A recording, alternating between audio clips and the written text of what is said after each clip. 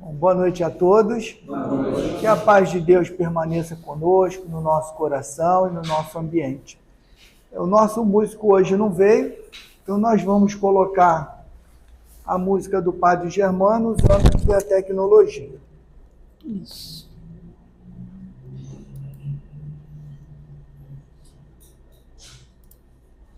Vou ligar a caixa de som. Cadê o botãozinho?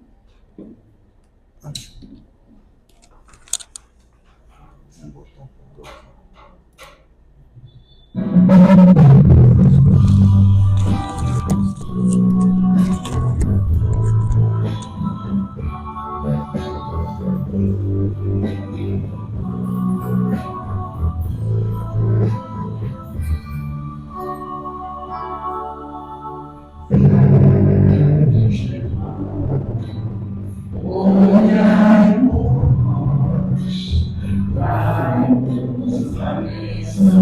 O Senhor, Pai de irmão, olhai-nos, mostre-nos o caminho do amor. Espírito sempre mais sombrio,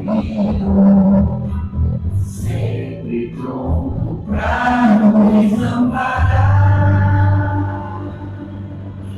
Espírito vivo e fundamental, Padre, seu amor é imortal.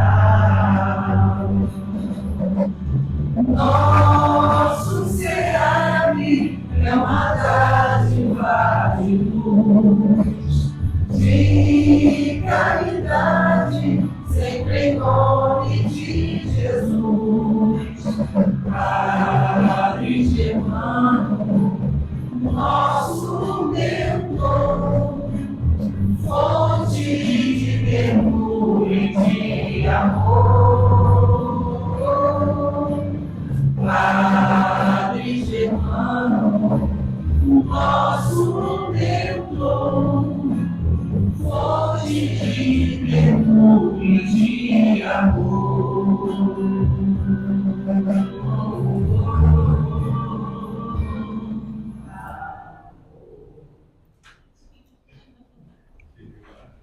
Ia repetir a música aí.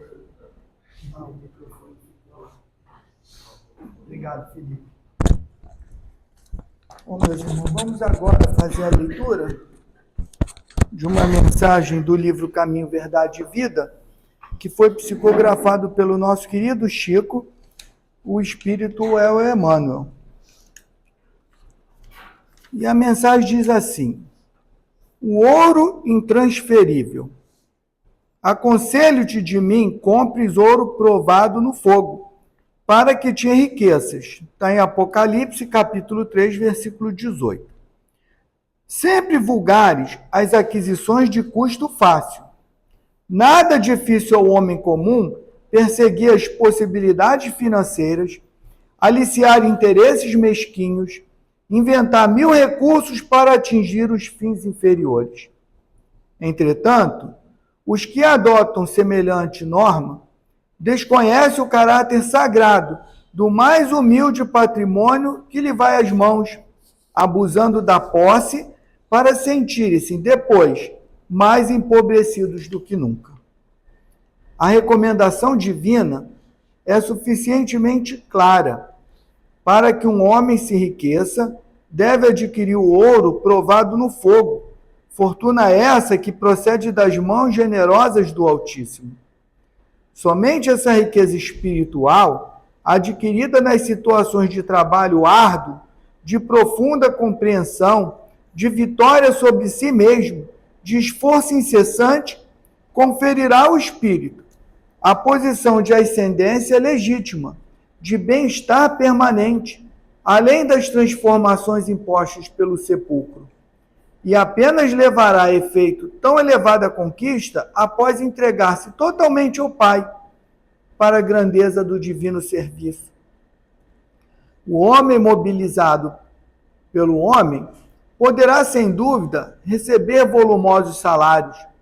Convenhamos, porém, que esses bens se transformam sempre ou algum dia serão transferidos para outro, pelo detentor provisório.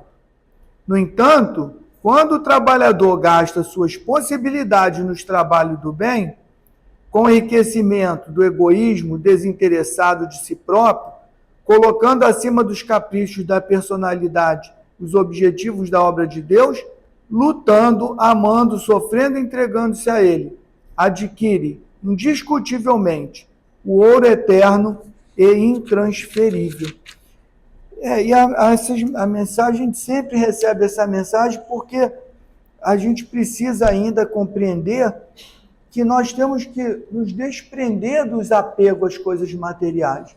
São importantes, são necessárias, mas não pode ser a minha razão de viver.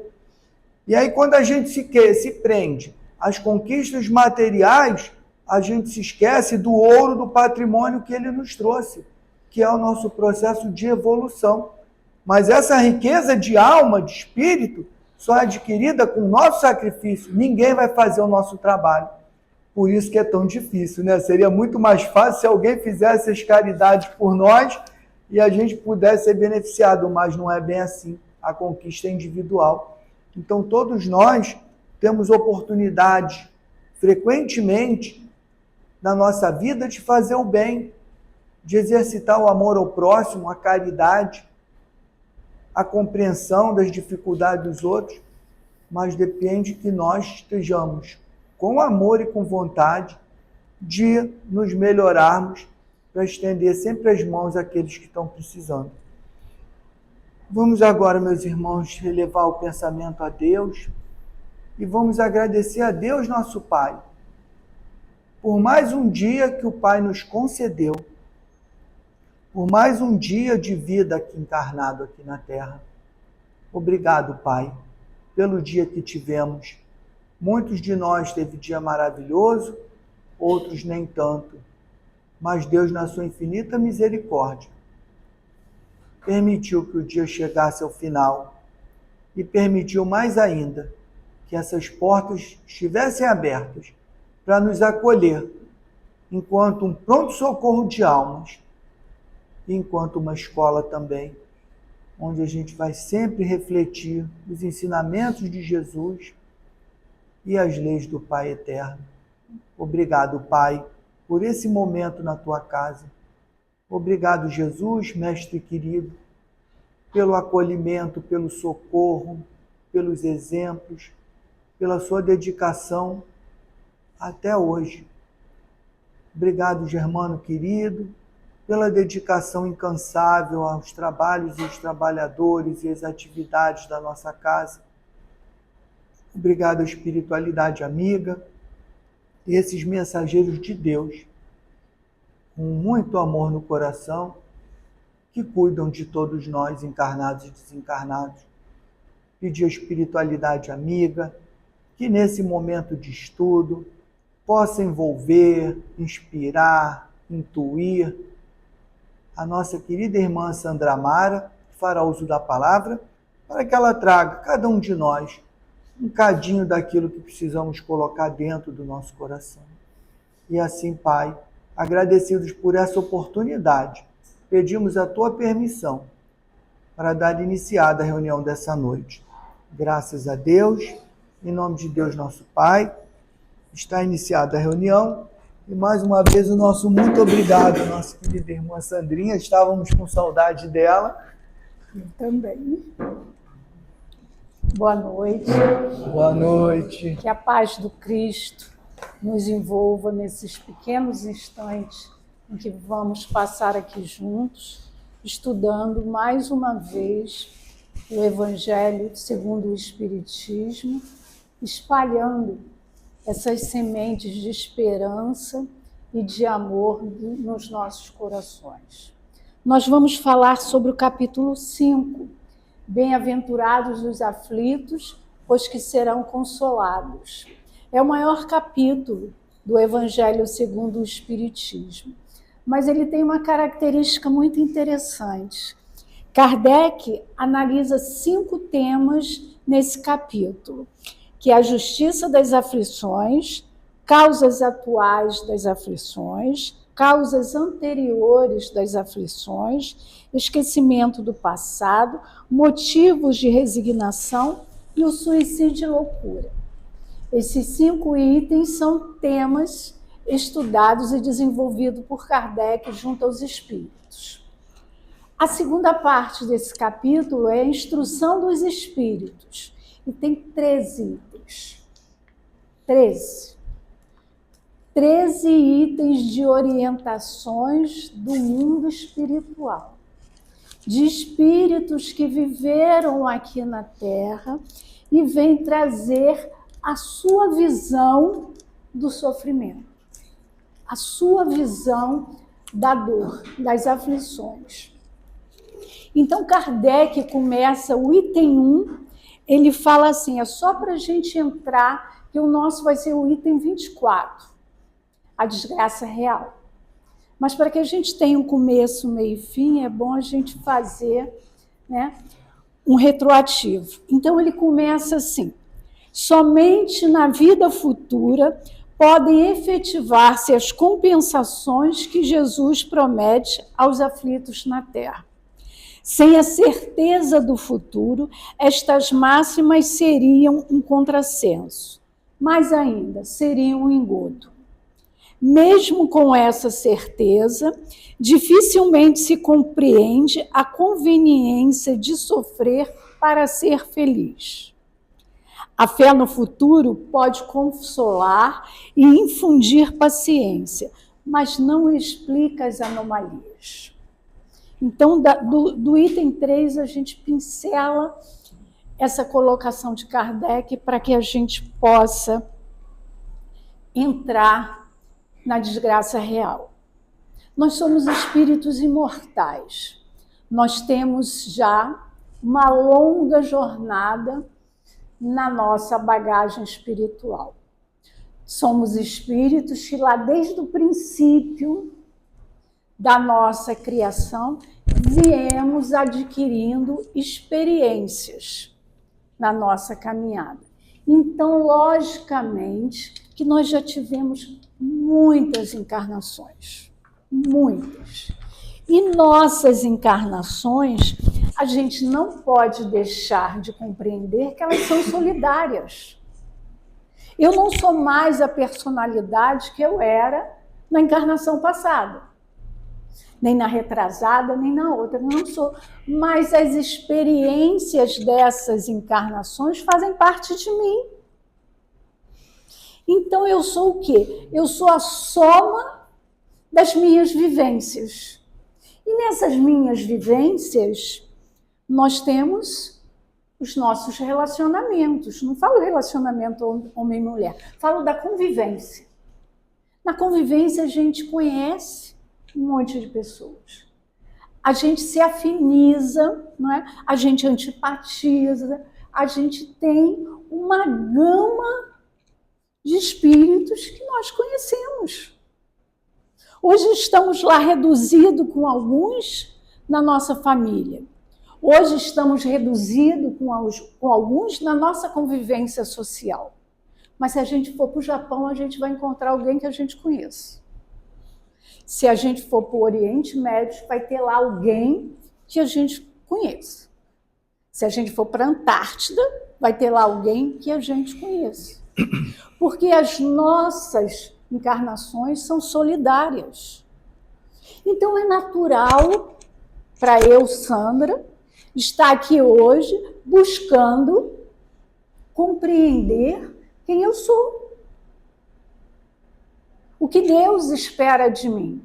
E é natural também que eu tenha conflitos, que eu faça as escolhas erradas, mas é natural também que eu aceite a consequência das minhas escolhas. Então, o mundo hoje, ele está, eu ouvi hoje caminhando, que eu já consegui voltar a caminhar, comecei ontem, tudo foi essa semana, comecei ontem, então comecei a caminhar. Aí atravessei o estacionamento do Norte Shopping para ir lá para o Santos Clube. Eu moro ali quase em frente ao Norte Shopping, eu atravesso por dentro dele, saio lá no Suns Clube. Aí nisso, ali quando a gente sai da portinha do estacionamento do Norte Shopping, tem a pista dos carros, mas aquela pista, ela é pintada, ela é projetada para o carro parar quando tiver algum pedestre para atravessar. Aí o carro, não vinha carro nenhum, eu atravessei, aí vinha outro. Aí eu parei. Né?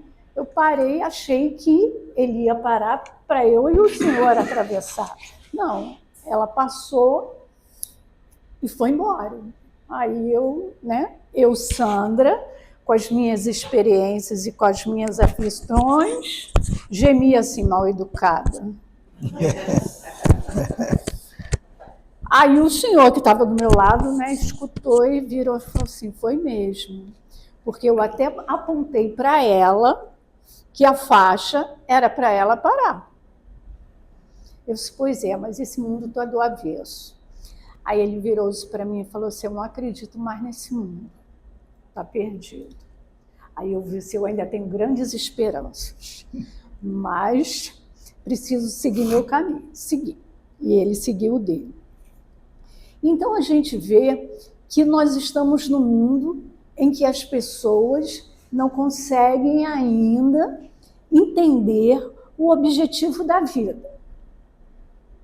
E por não conseguir entender o objetivo da vida, eles vivem atrás da felicidade, do bem-estar, de tudo que promove o quê? Que promove a nossa alegria, a nossa felicidade. E avaliando o tema do Evangelho, que nós vamos entrar nele, é exatamente isso que, deixa eu ver o nome dela aqui, não posso falar francês, tá, gente? Delfina Girardin. Então, é justamente ela que fala sobre essa inversão dos valores que nós vivemos na vida terrena. Porque o que é a desgraça para a criatura humana encarnada hoje na Terra? É a falta da saúde, é a falta do emprego, né? É o ente querido que foi, é a falência, é a perda dos bens materiais, é a traição, é a decepção emocional com as pessoas. Então, tudo isso é um conjunto que diz assim, você não é feliz. A falta dos recursos materiais, então, parece que quem não tem recursos materiais não tem direito a viver. Então, quando se avalia com essa visão material, o que acontece? Há essa separação. Quem tem o que favorece a felicidade é feliz. Mesmo que a gente não conheça, não conviva, a gente vê aquela pessoa maravilhosa, né? Que nem a Anitta, agora nas redes sociais, diz assim, acho um absurdo, deveria se criar uma lei para as pessoas não poderem ter tanto dinheiro. Aí eu olhei assim, nossa, nem mora mais aqui, né? Está nadando numa situação financeira que para alguns é invejável, mas ela pode, porque ela conquistou com o trabalho dela. Os outros não podem. Então, essa visão distorcida do que é bom para a criatura humana é que nos fazem as aflições. Porque enquanto eu visualizo que a questão financeira é o que vai me trazer felicidade, porque eu quero a minha casa, eu quero meus carros, eu quero minha casa de praia, e nisso eu vou fazendo as minhas opções erradas, prejudicando outras pessoas para ter aquilo que me fará feliz. Então, a minha felicidade em detrimento, em prol da infelicidade do outro. Isso faz com que eu me comprometa para o meu futuro. Então, a Delfina fala o seguinte, o problema não é a aflição, a dor. O problema é a consequência que essa atitude traz. Tanto que ela fala assim, e as tempestades? As tempestades que matam, aconteceu no Rio Grande do Sul, né, gente?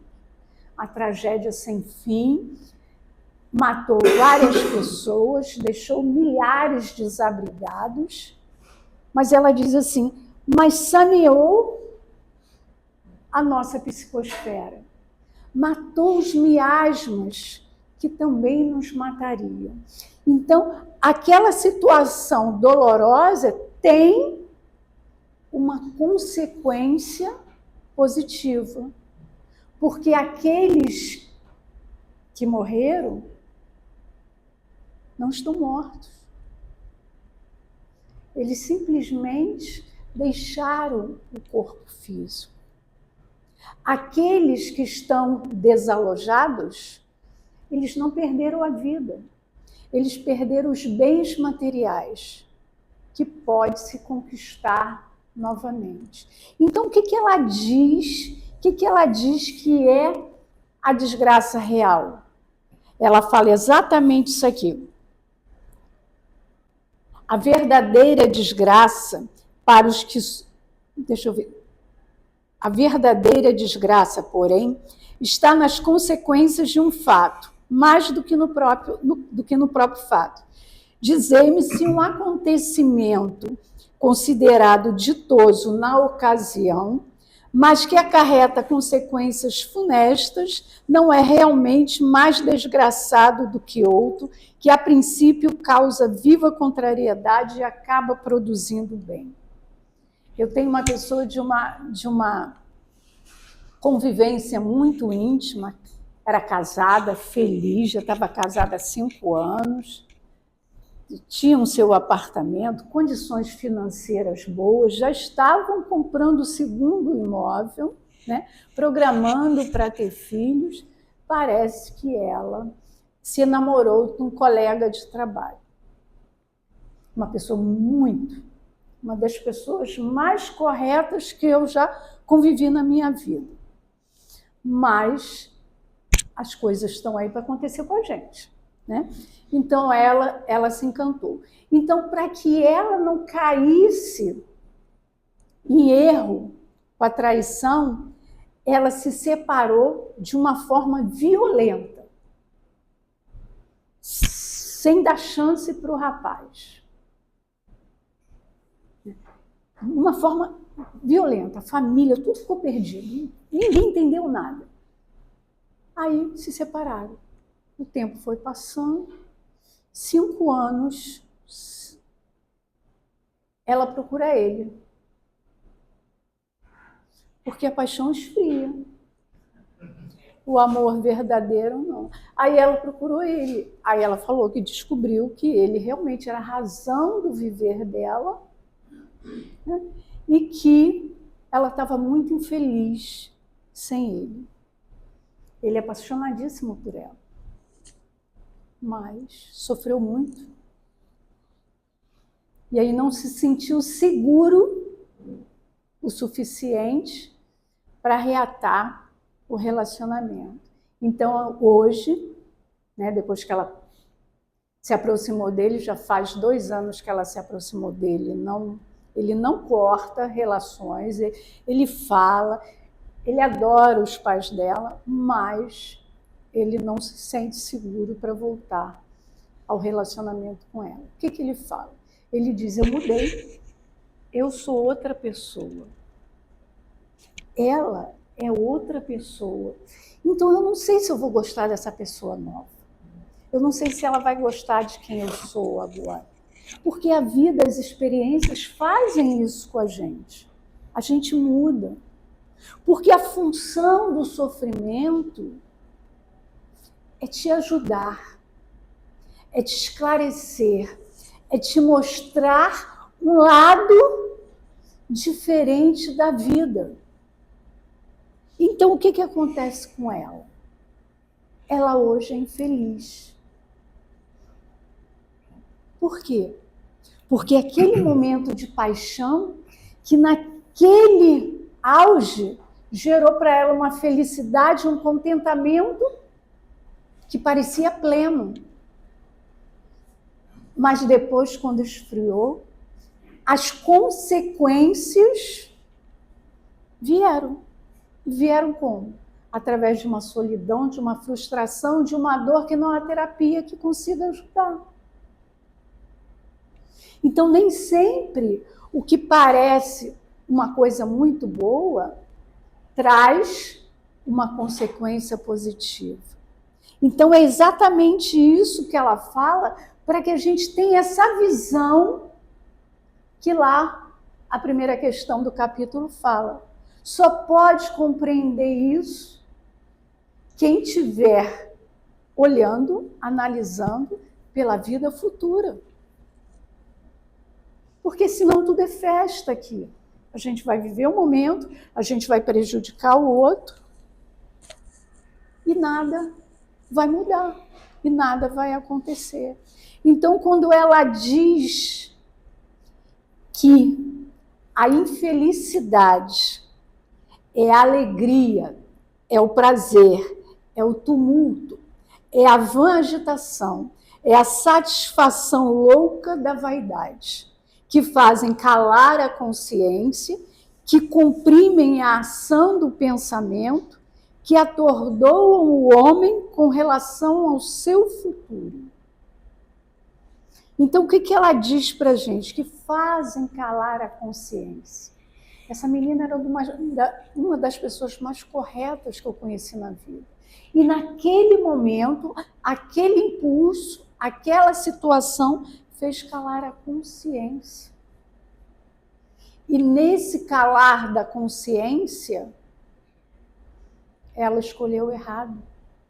Ela escolheu, né, a dor para o futuro, que nem chegou a ser na outra encarnação, né, que já veio nessa mesma. Então, o que acontece? A desgraça real reside na indignidade. Toda pessoa indigna é desgraçada. Toda. Nos atos que afrontam a consciência. A consciência é o nosso guia para que a gente possa agir com correção. Onde está gravada as leis de Deus? Na nossa consciência. Então, esse é o rumo, é o norte que nós precisamos para fazer as coisas certas. Então, quando a gente afronta a nossa consciência, a gente gera um patrimônio de dor que vai ter que ser cobrado no futuro. Então, não é difícil entender. Não que a gente não possa ser feliz, não que a gente não possa curtir, vivenciar com alegria as coisas que o mundo oferece para a gente. É natural que seu trabalho, eu quero ter conquistas. É natural que se eu trabalho muito, se eu tenho uma condição intelectual, inteligente, boa, para me desenvolver profissionalmente, qual é o problema de eu ter uma boa condição financeira? Problema nenhum. Mas é o que ele falou na abertura dos trabalhos. O que nós não podemos é deixar que as coisas materiais sobreponham as espirituais. Por quê? Porque senão eu caio nessa cobrança para o futuro. E não é fácil a gente viver de forma correta.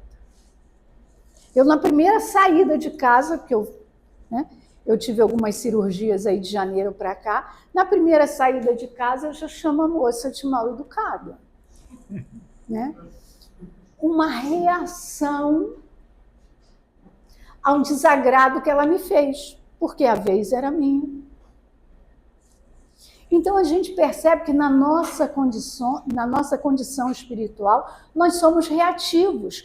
Por quê? Porque essas existências solidárias faz com que eu tenha dentro de mim muitos modos de pensar. Faz com que a gente reaja a um assalto para não perder o telefone que custou caro. Aquele valor, naquele momento em que você tem a sua vida em risco, você acha que o celular é o teu bem precioso e não a tua vida. Então, nós somos essas misturas dessas existências passadas. E a gente vê isso muito nos nossos jovens. Eu, terça-feira, fui na minha filha. Aí, há quanto tempo que eu não via meus netos? Aí, eu tenho um de 20 e um que vai fazer 16 agora, mês que vem. E um de 5. Aí, entrei no quarto do mais velho. Não, entrei não. Vim da cozinha, ele estava na sala falando com a mãe. O amor da vovó, quanto tempo, que saudade. Aí eu já abraço perto, ele fica durinho. Durinho, sem reagir. Aí eu beijo, abraço, aquela coisa toda. Aí quando ele consegue fazer assim, ele se solta de mim, foge para o quarto. Aí eu dou um tempinho para ele, aí vou lá de novo. Oi, meu amor. Eu estou com tanta saudade que eu vim te ver de novo. Estava com saudade da sua avó? Aí eu falo assim, olha nos meus olhos e diz que você não estava com saudade minha. Aí ele abaixa a cabeça. Aí eu, se eu tivesse morrido, você viu como eu fiquei. Ele foi me socorrer. Você viu como eu fiquei. Se eu tivesse morrido, você ia sentir minha falta? Aí já quebrou o gelo. Já quebrou o gelo. Aí eu virei e falei assim, como é que está a faculdade? Aí ele, eu queria largar. Eu disse, mas falta tão pouco. Mas eu não gosto do que eu estou fazendo. Aí eu virei e falei assim, você quer fazer o quê? Aí de novo ele falou, astronomia. Aí eu virei e falei assim, e por que não faz? Aí ele falou, porque só tem em São Paulo. Mas serviu outra coisa. Eu podia fazer botânica. Eu disse, ótimo. Termina essa e faça quantas você quiser depois. Porque quanto mais cursos você tiver no seu currículo, melhor para você. Aí ficamos ali, sempre limitadamente, ele não fala muito não, ficamos ali conversando, mas ele vai fazer 21 anos e não sabe nem ainda o que quer. E quantos estão nessa condição? Quantos? Aí a gente pensa assim, estão perdidos. Teve agora uma pesquisa que diz que os jovens, nossos jovens brasileiros, não querem nem trabalhar e nem estudar. Geração nem trabalha nem estuda. É celular, computador o dia inteiro, não querem, não têm a iniciativa de trabalhar e de estudar. Isso parece um retrocesso? Aos olhos materiais, sim. Mas aos olhos espirituais, isso é uma confusão momentânea, onde falta o pilar na educação, é lógico que falta, não é porque é meu neto que eu vou dizer que está muito bem orientado, porque essa não é a realidade, né? Os pais hoje têm que trabalhar, têm que prover tudo para eles, porque eles querem tudo. Tem que prover tudo para eles, e ainda mais tem a rede social agora, que também é mais um elemento dentro de casa. Então, lá são 4. Os 4 com o celular o dia inteiro, temos 8 pessoas dentro de casa e sem conviverem. Então, são essas aflições que geram esse mal-estar no mundo que nós estamos vivendo. Eu ouvi uma palestra do Haroldo, que eu faço as minhas coisas com fone de ouvido e vou ouvindo. E ele diz que a cada 4 minutos uma pessoa se suicida no nosso mundo. A cada 4 minutos uma pessoa se suicida. e que na última visita que ele fez ao Japão, foi pedido a ele que ele falasse sobre essa questão do suicídio, porque lá as crianças de 8 até os 14 anos têm um grande índice de suicídio. O que uma criança de 8 anos tem na cabeça para se suicidar? Não tem. Porque ele tem a bagagem dele do passado, que atua nesse momento, e sem a orientação moral que todos nós precisamos, ele se encontra perdido. Perdido, ele acha que aquilo não vale nada, ele não tem valor, ele não vai conseguir o que ele quer, porque ele nem sabe o que ele quer, e aí ele acha que morrer é a solução dos problemas. Então, qual é a primeira coisa que pode frear esses momentos de aflição que o mundo vive?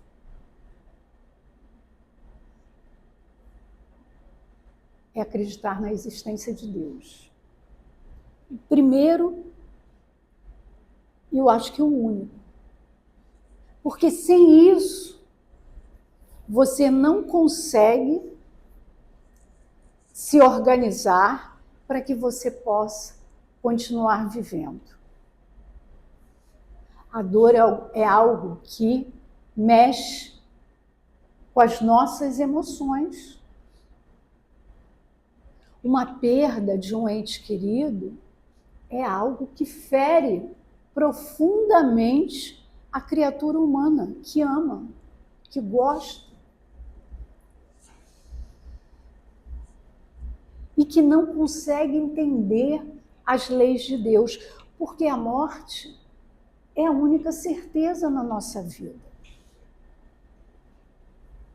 Então, como nós vamos entrar num planeta de regeneração se as criaturas que aqui vivem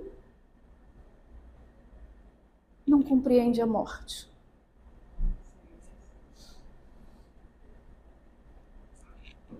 Não tem como.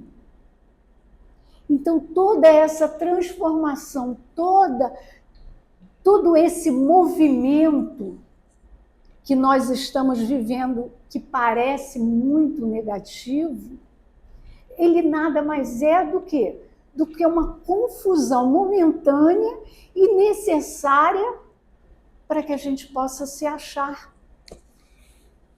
para que a gente possa compreender Deus e a finalidade da nossa existência nesse planeta. Nós estamos internados no planeta Terra, que é um hospital. Não existe aqui uma alma, um ser vivo, um ser humano que esteja pleno com a sua consciência, que esteja com seu bem-estar em todo vapor. Não tem. Aqui é um hospital. E se a gente, dentro desse hospital, conseguir desinternar e passar para a escola, que também é uma escola, é porque a gente já aceitou que Deus existe, que rege todas as coisas do universo. Aí já vai ficar mais fácil. Para nós aqui, olha a diferença do que para aquelas crianças no Japão que estão se suicidando. Olha o que a doutrina nos oferece para que a gente possa refletir sobre os nossos atos. Então, é algo que não nos surpreende. Nós somos espíritos imortais, finito somente o nosso corpo. O espírito segue. Então, aqui ele encontra os conflitos do passado e aqui ele encontra as afinidades do passado também. Aqui ele constrói mais afinidades, como ele constrói mais antipatias. Então, quando chegar na existência futura, os encontros acontecem. E as aflições continuam. Então, o bem sofrer, que é aqui um item que Kardec avalia, o bem sofrer é exatamente isso. Você saber a função da dor. A dor não é castigo divino. A dor é uma necessidade de quem ainda não sabe escolher, não tem maturidade. E isso não é um grande defeito da humanidade. Não, é uma fase natural, mas que nós temos que vencer. Que nós precisamos compreender para poder vencer. Então, viver é uma experiência maravilhosa. É digno, é abençoado. A oportunidade da reencarnação é algo que muitos e muitos e milhares e milhares e milhares de espíritos estão esperando para que possam seguir a sua evolução. Eu fiquei 10 dias internadas em abril, num hospital que eu nem conhecia, lá em Caxias. Fui parar em Caxias. Então, nesses 10 dias, você lida com a dor. Você está dentro do hospital. Você lida com a dor. Então, de repente, eu começo a ouvir aquelas choradeiras, aquela gritaria, aquela coisa toda. E aí a enfermeira vem, a técnica vem para cuidar da gente. E eu pergunto assim, o que está acontecendo? Aí ela virou e falou assim, tem um senhor aqui no andar com câncer de pulmão, já nos dias finais, e a família não se conforma. Aí eu disse, nossa, é uma dor muito grande, puxa vida. Aí ela virou e disse, mas ele fumou a vida toda.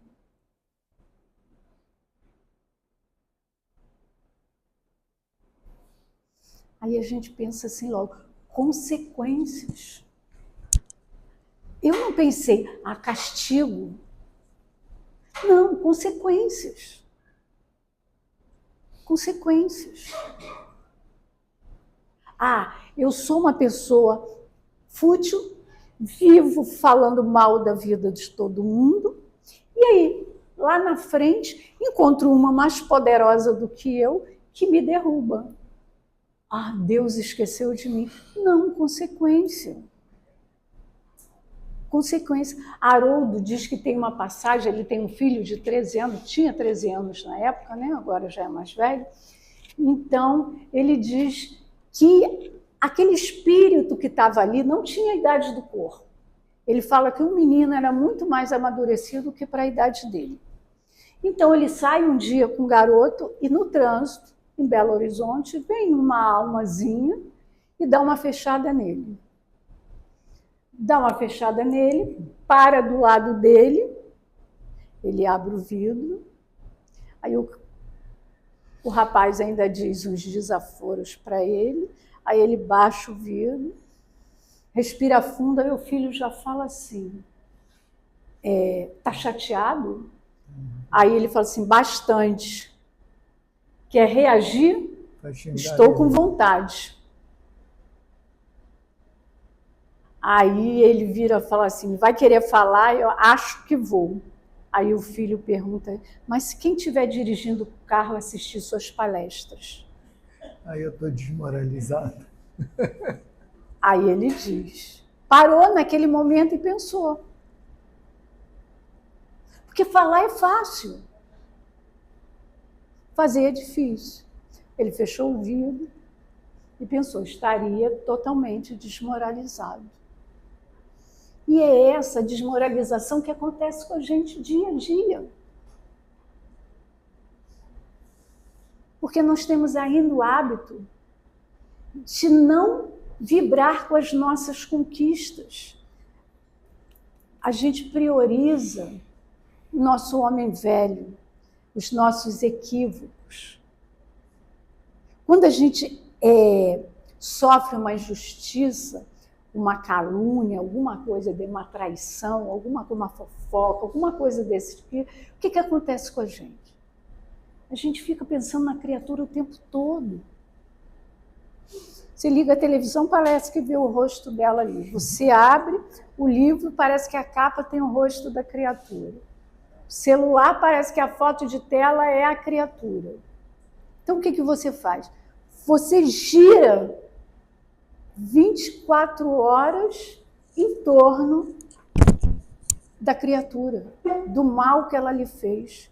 Você lê uma notícia boa, você fala com uma pessoa alegre, isso não consegue te alcançar. Por quê? Porque você está girando em cima daquelas energias negativas. E o que é isso? É escolha.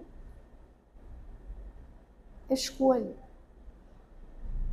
Em vez de se libertar, porque, olha só, desgraçado não é o que sofre.